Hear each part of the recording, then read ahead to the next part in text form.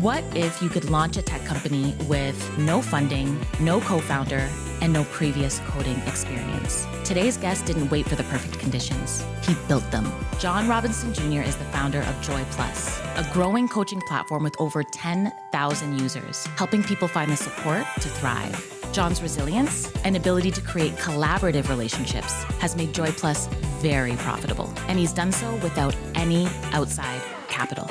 In this episode, you'll learn how he went from idea to global impact and how you can too.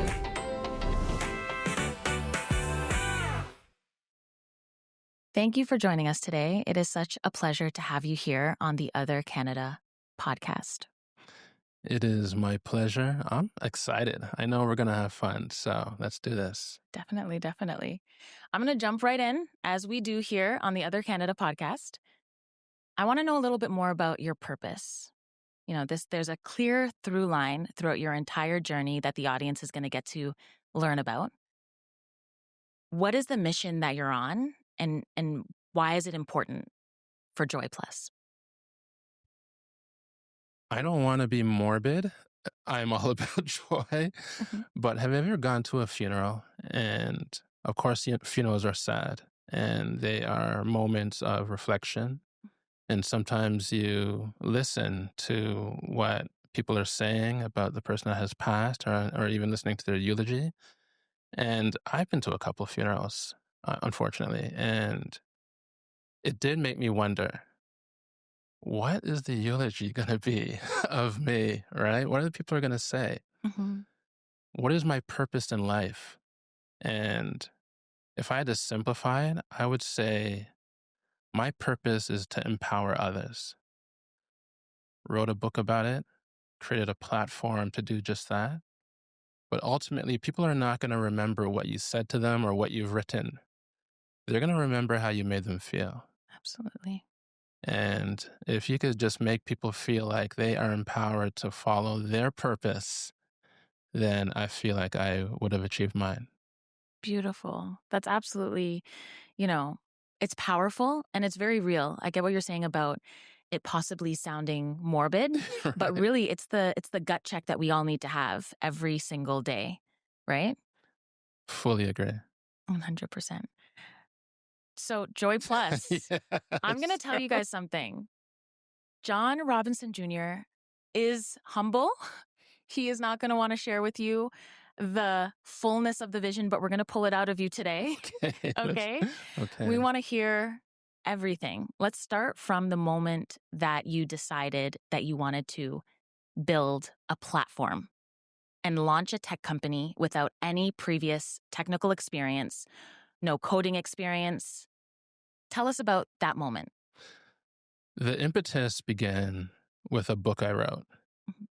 If I had to take a step even beyond that, it was a spiritual intervention that I had. And I just got a vision to write the book. Now, the book is titled Joy and Love. It was published 2013, so 12 years ago. The idea was to maximize joy in your life, love in the world, and just infuse love energy in different elements of your life: spirituality, health, knowledge, character, wealth, relationships. Big, audacious goals. However, it's 16 chapters. It took me 4 years to write this book. It took a while. This is long before ChatGPT could, swing something together for you. But in the very first paragraph of that book, Joy and Love, I did write that I was looking myself in the mirror, and I was having this reflection moment. And I asked myself, how do I inspire others on a world scale to go after their dreams? I didn't have the answer. I was just looking in the mirror. Fast forward 7 years, not 2025 yet. Fast forward to 2020.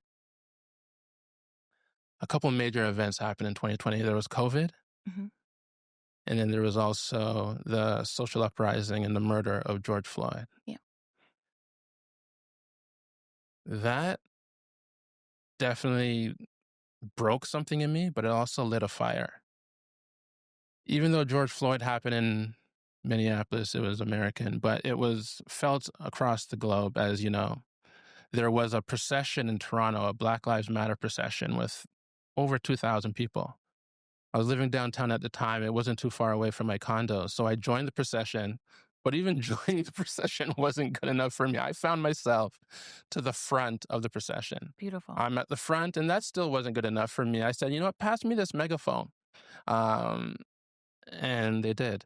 So I started leading, and the chants were no justice, no peace, no racist police, no justice, no peace, no racist police, all the way up University Avenue, and ended up going into Dundas Square. We hit Dundas Square, and I still have the megaphone. You're in the flow. I was in the flow, but I still got the megaphone, and people started surrounding a circle. So I gave a speech, and the speech was about we can make it. The change we make today right here in Dundas Square will be felt across GTA. GTA will make sure that it's felt across Ontario. Ontario will make sure that's felt across Canada. Canada will make sure it's felt across the globe. Our movement today will affect the globe. Okay, so moving forward past the Black Lives Matter protest, I had a corporate job helping, coaching people with their communication. Okay. And I decided to quit the job. I started working very heavy in diversity, equity, and inclusion. Was this after George Floyd? This is after George Floyd. George Floyd very much inspired my activism. I did a few talks at a few corporations, including American Express, over 200 of their employees. Danielle, it just dawned on me that I was tired of talking. I was tired of talking. It was time to walk the talk. At American Express, I was talking a lot about the importance of Black representation, but not just any representation at any level within the company, Black leadership, and what that means for not just the company culture, but the bottom line. So powerful. I couldn't give any more talks. It was time to walk the talk. So I decided to hire an engineering company. I had this idea from the book to simplify it, make it a digital platform. Again, it's not just George Floyd. It was COVID as well. People were struggling with anxiety, stress, depression. So the idea was to invert those feelings with gratitude, optimism, connect with someone that could get you out of whatever adversity you may be going through and just get to the next level. Danielle, I sit with you here today saying that I thought in 2020 it would be a large mental health audience. However, it is professionals by the droves, over 10,000 of them, just connecting with coaches and getting to the next level. So that's my 12-year moonwalk backwards and then bringing you back to where we are today. Beautiful.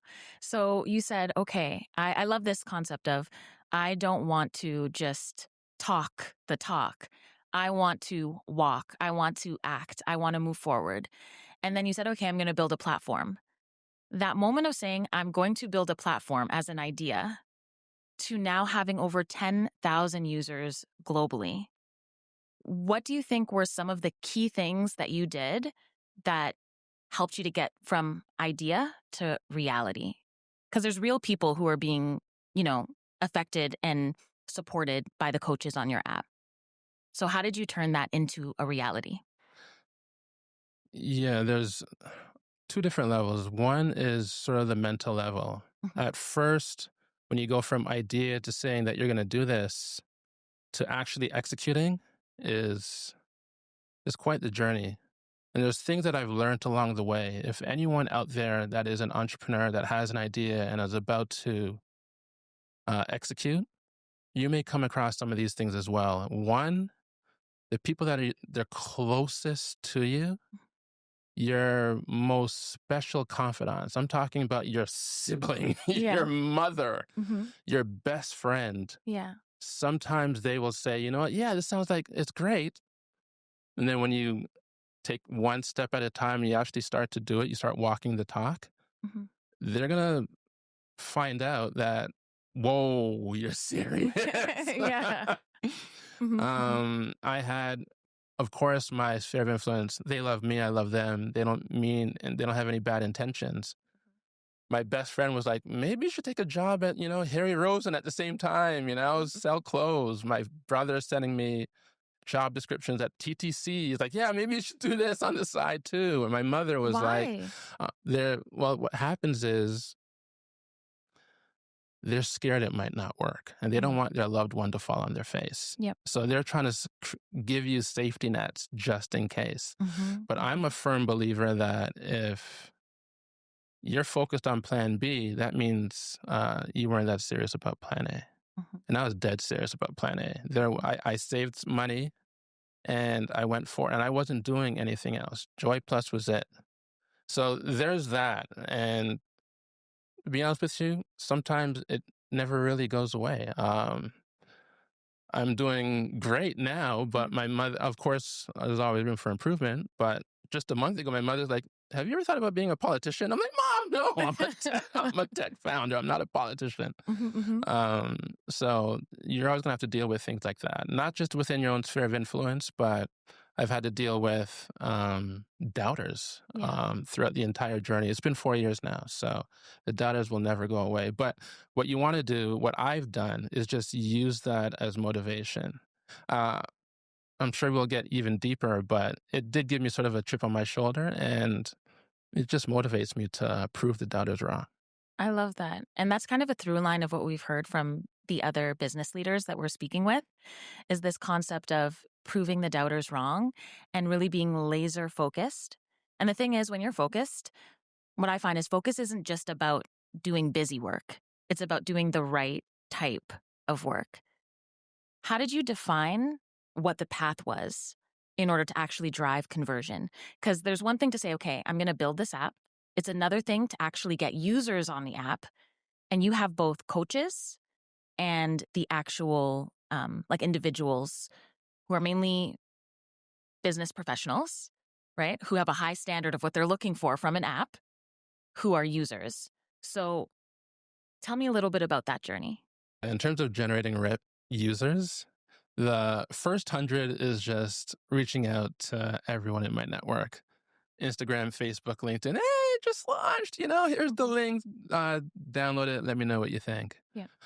But going from 100 to 1,000 and 10xing, you really got to have a product that people want. You really got to find that market fit. Yeah.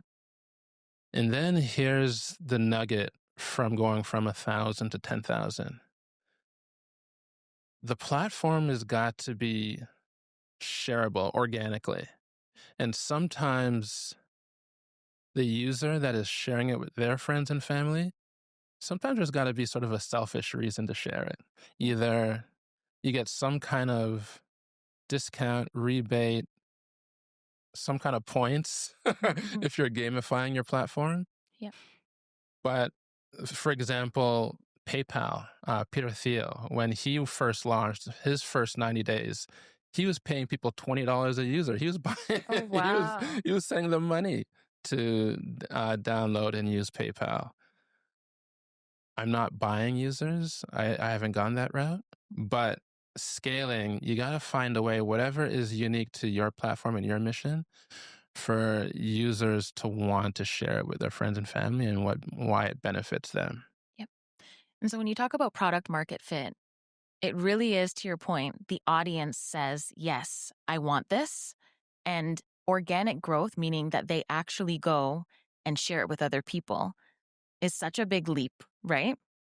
Tell me about your process of testing. I want to know in terms of your how, but also it goes back to mindset in terms of, in the back of your mind, there's always doubters. And in testing, there's a lot of failing.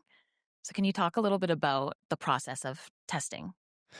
Yeah. So I was just trying to keep things simple. Coaches, they love to coach. It's their gift. It's their calling. It's their heart.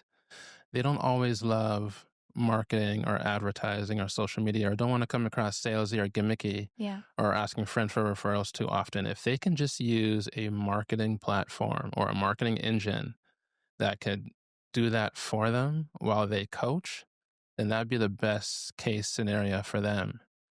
Joy Plus, we love to spotlight our coaches on our social. and then just put them front and center on the platform. Mhm. So that was actually easy for us. Coaches absolutely love joining Joy Plus. At the other side, it was generating the users, the clients for the coaches. And for that, we just got to make sure that the platform was intuitive. They knew how to use it. Funny, I was sharing the platform this morning with someone that has never seen it before, and she said to me, "Oh, this looks like Instagram. Yeah, this is. I'm comfortable with this." So these things are deliberate, keeping it simple but also intuitive simultaneously. Danielle, you also touched on the mindset of things and doubters, and sometimes doubters will put onto you what they believe they themselves cannot achieve. Talk about it. And that is not the truth. You could do anything you put your mind to. If you want to build a social media platform, you can. Or whatever audacious goal it is that you have in your mind, you can absolutely do it. And guess what? You don't have to have coding skills. You don't have to be I am not an engineer. Mhm, mhm. You do not need to have this large amount of funding. Obviously, money is great, but you could just come as you are. Start where your feet are planted right now. Love it. Take one step at a time, Mhm. and the road will appear for you as you go. Powerful. That's powerful. So someone is at that point. They're saying, right now, I want to start. What does that first step look like? 3 things. What are 3 things that you would tell them that they need to do? Yeah, well, for me, everyone's walk is different. I'll tell you what it was for me. Yep. I am a guy with the idea, the vision, with no technical skills. So if you are starting out and you also are the visionary, but you don't have technical skills, you got to make a decision. Mm. Do you partner with a co-founder? Mhm. Even though it's your idea, what not every visionary needs, what I found out later on is that if it's your idea and you partner with a co-founder that is technical, Mhm. you are splitting that company 50-50 in equity, even though it was all your idea. Mhm. Many people know that, not everybody. So I just wanted to share that part. Not everyone has a technical co-founder in their back pocket. Yeah. Not everyone has a friend that can code a social media platform. And it's not always easy to meet one at a networking event. Mhm. So then you got to decide. I got the vision. I'm not a coder. What next? Well, what I did was I hired an engineering team. Now, I'm happy with the product, but I learned things along that journey as well. Yeah. I hired an engineering team that they were very nice in the very beginning. And then they ended up subcontracting the project to a team outside of North America. So like they And weren't doing the work? they were supervising it, but they weren't hands-on. That's crazy. Someone else was coding overseas. Mhm. The challenges there is I had a lot of questions as someone without technical skills. Mhm. And emailing questions, but getting responses 1 week, 10 days, 2 weeks later on simple things. So they promised a 6-month delivery. Yeah. It ended up being a full year. Remember, I'm the guy that didn't take a part-time job. I was super focused on this and as well as just working off the savings that I had. So it was a struggle, but I was determined and I was committed. Mhm. 1 year went by and we got version 1. I was happy with the product, but the team was not what I had expected when I first hired this initial team. I politely let them go. Yeah. And what I learned from this, and I'm hoping someone else could just skip my mistake and do what I did thereafter, which is hire someone that is a part of the team, an employee, preferably within the city, Mhm. that you could meet up at a cafe or you could just talk with every single day. Yeah. And that was powerful. So I hired a new engineer. We actually had to decide, do we build on top of the old code? Because improvements are constant in technology. If you are not evolving and moving forward, you're actually moving backwards. So you always got to be building and innovating. So my new engineer, we built Joy Plus from scratch, from zero, like we haven't built it before. Obviously, we've learned a lot from the first version. We built Joy Plus 2.0, and we launched 2.0 just a few months ago, while Congratulations. keeping the 10,000 plus users. And it genuinely is 10 times better. It's why we got that compliment the other day that it looks like Instagram. It is. Love it. It is really, really nice. But the point is, I decided to hire opposed to partner. Yes, it does give me more control for the long haul. But what I learned along the way is keep someone close, preferably within the city, as an employee of the company. Powerful. And so even that investment of saying, hey, I'm going to invest and recreate this platform, you've got to be fiscally responsible, right? You've got to be managing the dollars and cents as a business owner, as a solo founder. Tell me about how you approach money and, making sure that you're cash flow positive, because you need to be, especially, as you said, you need to continue to iterate in tech. What's your take on finances, and what advice would you give to somebody who's just getting started in terms of how they should be managing their finances and maintaining healthy books? Revenue is my favorite topic. I'm so glad you touched on it. Some people get shy about it. I actually love talking about it. So let's go there. You got to... Okay, let me put it this way. There are founders that are visionaries like myself. There are also founders that are engineers, and they don't have, sales skills. I meet them at networking events, the sweetest people. Yeah. I love engineers. They're so thoughtful. Slightly nerdy, but I love that about them. Same. Right? But the mindset that many have is, I'll just build it and they will come. The field of dreams philosophy. Yeah. But unfortunately, even if it's amazing and no one knows about it, or you don't know how to generate revenue, then it's going to fall flat. Unfortunately, I'm just trying to be as transparent as possible. So you got to be able to be comfortable with exchanging your product for finance. Now, when it comes to finance, for me, what I've done is I've always kept millionaire math in my head. I knew I wanted to generate $1 million a year. I'm not there yet. I am at 6 figures and, working towards 7 figures. But you got to have that mindset from the very beginning. Let's just pause there before you go. I love this. Millionaire math in my head. Yes. I've never heard that term, but I love it. For all of the entrepreneurs and aspiring entrepreneurs, let's download. What is millionaire math? Well, if you want to make $1 million a year, then you know that if you divide that by 12, you got to make $83,333.34 a month. So, okay. We need to make 83.3 grand a month. How do we do that? So let's just keep numbers simple.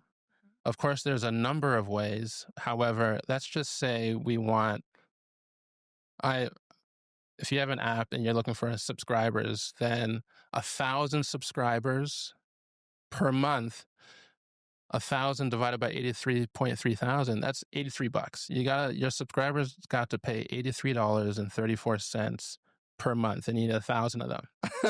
Love this math. Right? So we're keeping numbers simple. So that was my mindset when I launched in 2021. Yeah. I actually, if anyone is still listening and this is the moment where I may want you to take out a pen and paper or a pencil or just jot this down, because I had an idea in the back of my mind that I didn't execute for like a year until about 6 months ago. And initially I had three tiers. I had basic, standard, premium. That's what Netflix uses. Basic, standard, premium. People are just used to that. Yeah. I had a 1-month plan, a 3-month plan, and a 6-month plan for years. Until 6 months ago, I was like, you know what? You got to have a yearly plan. Mm-hmm. It sounds so simple, like, duh, why didn't you do this a long time ago? But I was just comfortable making my $83.34 per subscriber. The goal was to get 1,000 of them. That's the millionaire math that we're referring to. Yeah. 6 months ago, I decided to do an annual plan. So instead of 1 month, 3 months, 6 months, I did 3 months, 6 months, 1 year. However, if you're going to do the 1 year, you got to pay it up front. Mm-hmm. The 1 year, you could put a little discount on it. It actually works out to 10 months, but you get the full year, but you got to pay it up front. The prepay annual is such a game changer. Love that. My average revenue per unit more than doubled. I am no longer making $83.34 per subscriber. My ARPU, average revenue per unit, is over 167.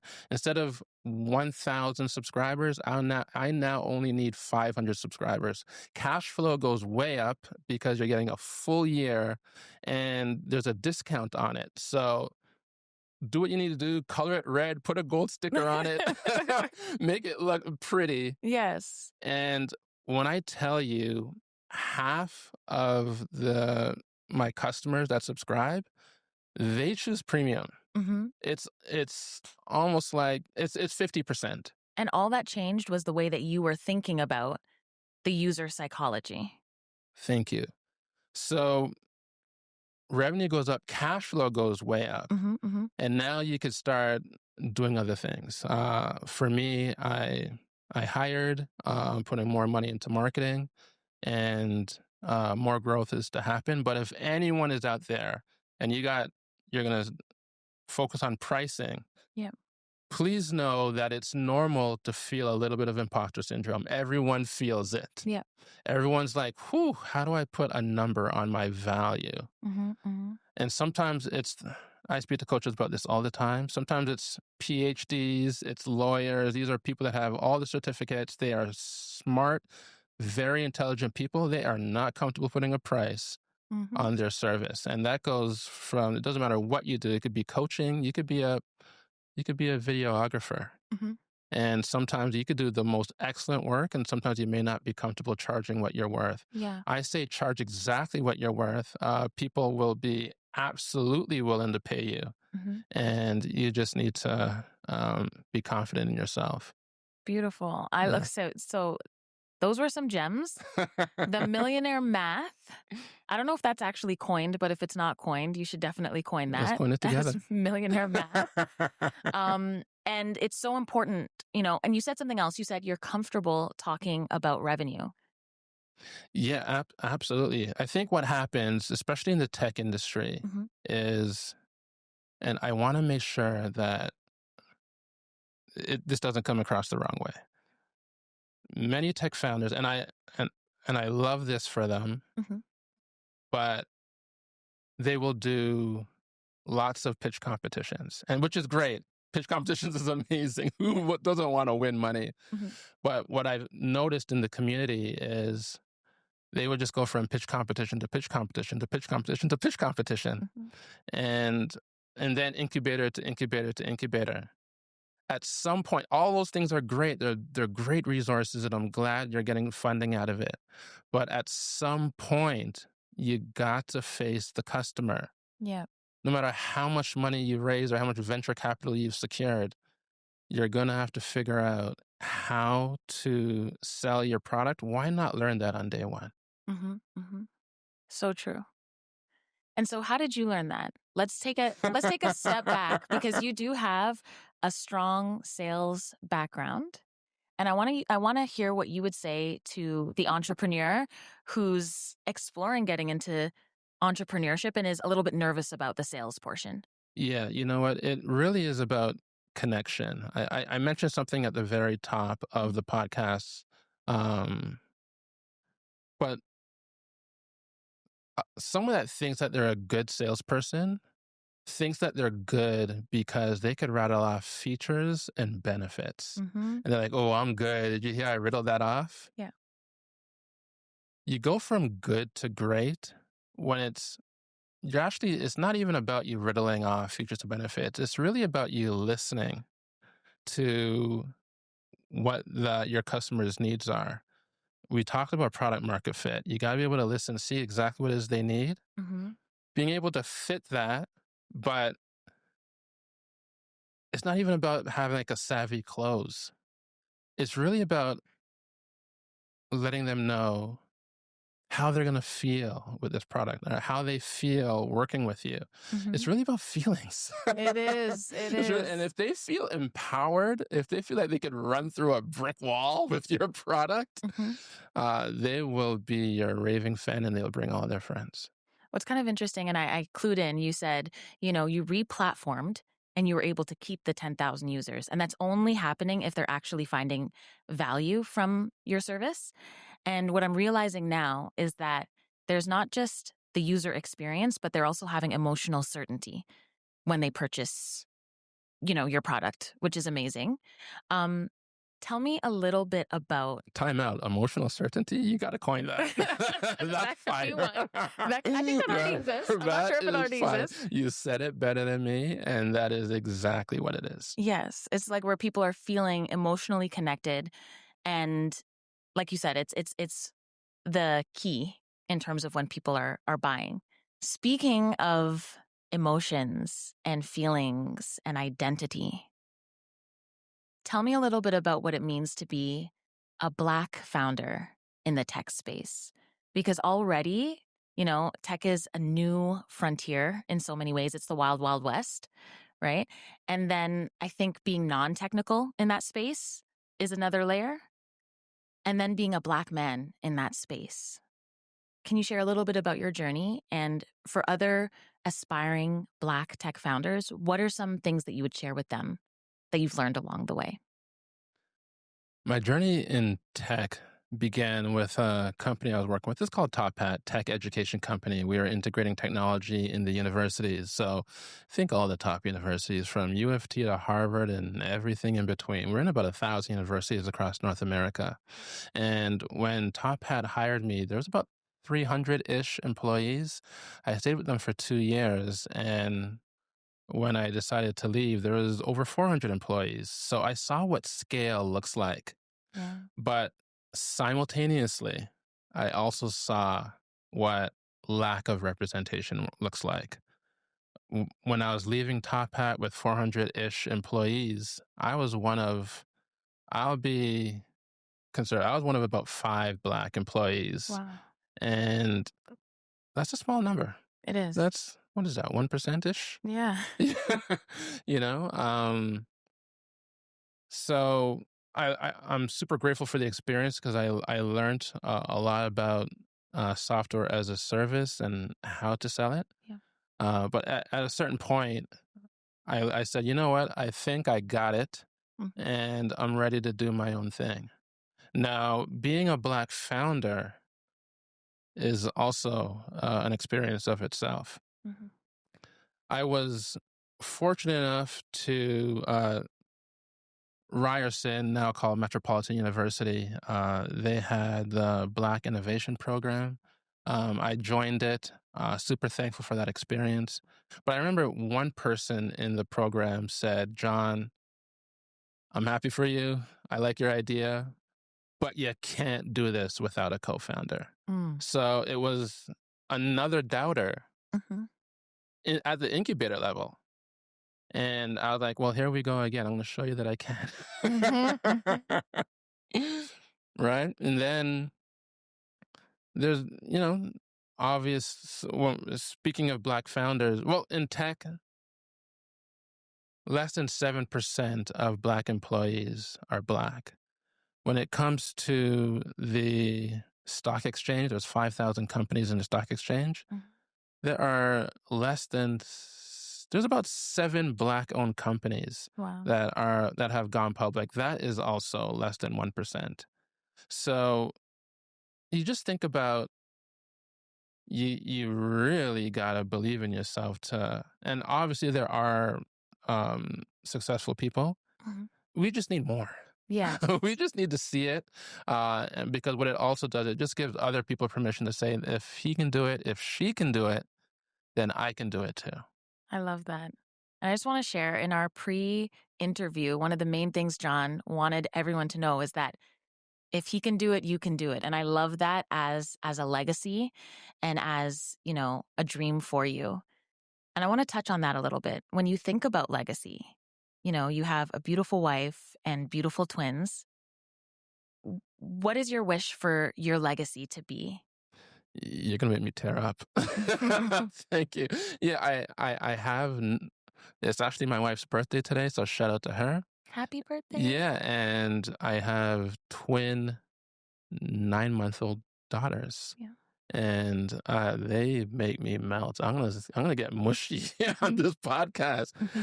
Every time I hold them, I want to cry. Yeah. They are my world. So when I think about legacy, and we were talking about revenue, and we were talking about being a single founder, at the end of the journey of Joy Plus, two things are going to happen. I'm either going to sell it, or I'm gonna move on to heaven, and then my family is going to, my daughters are going to inherit the business. Either way, I'm happy, because if I sell it, we're going to sell it for a pretty penny. Beautiful. We're going to do multiple. We're going to talk about millionaire math. We're going to sell it for a lot. But if my family inherits it, whichever way feels right, I'll be happy with that too, because I just want them to be able to say, yeah, that's Robinson. Robinson owns that. That's my name. And then they could decide if they want to sell it, or they could pass it on to their children. Either way, it will leave I'm super confident that it will leave a legacy. But beyond just my family, Robinsons aside, the legacy that I want to leave on a global scale is, I don't give a damn what anyone says. I don't care how they want to doubt me, or if I rub them the wrong way because I'm leveling up. I too, with what I have, with the resources that I currently have, can launch my idea. And I too can be a millionaire like others have done before me. And that belief is so important. Like, it's key. If you don't have that belief, it's never going to happen. And I think a lot of people have that fear of success. And to your point, they project it on you. But you deserve to build that legacy for your family. You deserve to build that legacy for all of us too. Because the point of Joy Plus is to help people to also achieve that level of freedom, releasing of limiting beliefs through the coaches, right? That is exactly what I'm thinking. My sentiments exactly. It's more than just money. I know I said the word millionaire, but it's really about achieving your purpose. Yes. Achieving your freedom, and just taking control of your future. I love that. And that makes me think of, often we think of generational wealth as purely about finances. What are your thoughts on generational wealth beyond finances? Beyond finance, I immediately think of family, but I also think of just social impact. And I'm a Black man. I think of other Black men and just Black people in general. And I think about all the adversity that we have to face. It's always harder for a Black man, anyone that's a visible minority. You know exactly what I'm talking about. It's always just 10 times harder. But if generations from now can see that, look at John. John broke through it with no funding, no loans, no pitch competition prize money, although it would be nice.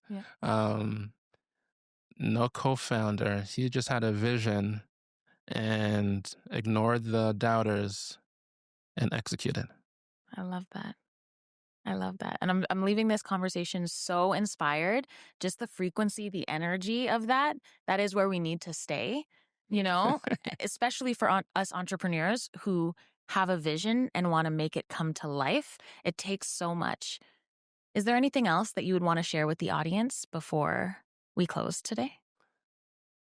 Yeah, for sure. I just want you to know that You can you're look right in the camera and let them know.